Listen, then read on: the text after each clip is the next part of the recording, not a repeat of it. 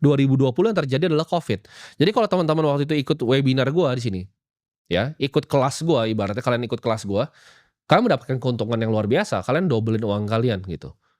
Contoh ya, kalian bikin, restoran, modalnya tadi 500 juta. Itu harus balik modal dulu tuh ke 500 juta.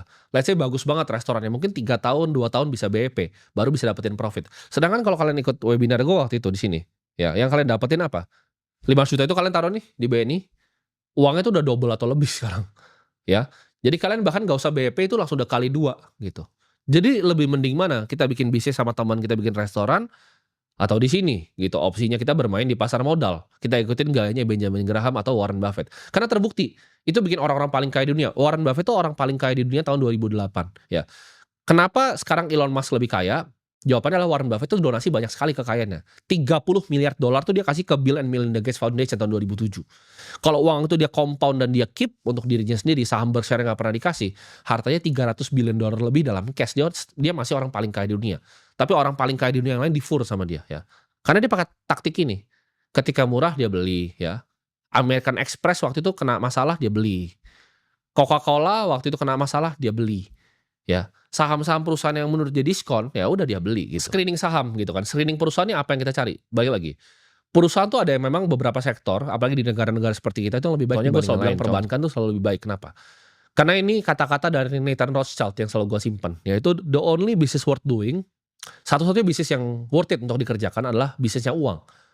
Jadi bank itu adalah bisnisnya uang. Kalau kalian lihat di India yang paling besar-besar pasti bank. Kalau kalian lihat bahkan di seluruh dunia, ya di Singapura lah contohnya. Kalian cari Singapura largest market cap itu pasti bank biasanya, ya. Entah itu DBS, ya. Kalian bisa cari di negara-negara besar manapun, ya bank itu selalu top tier. Kecuali di US yang teknologinya maju. Tapi itu pun kalau JP Morgan, ini gue belum cek, tapi JP Morgan pasti masih top 10 gitu. Kalau laba bersihnya itu pasti top 10. Jadi cari sektor yang baik, ya. Salah satu sektor yang baik itu gue kasih kisi-kisinya itu adalah bank, ya. Di negara apalagi negara seperti Indonesia. Kalau gue baca riset terakhir dari PricewaterhouseCoopers, ya, Indonesia 2050 tuh bakal jadi GDP keempat, ya. PDB-nya bakal keempat terbesar di dunia. Dan kalau itu terjadi, sektor yang lebih diuntungkan tuh udah pasti perbankan. Sektor yang bagus lagi apa di negara ini? Itu sektor consumer, ya, karena kita suka konsumsi gitu. Jadi ketika kita suka konsumsi itu pasti bagus. Dan sektor ketiga yang bagus tuh pasti di negara seperti ini adalah energi.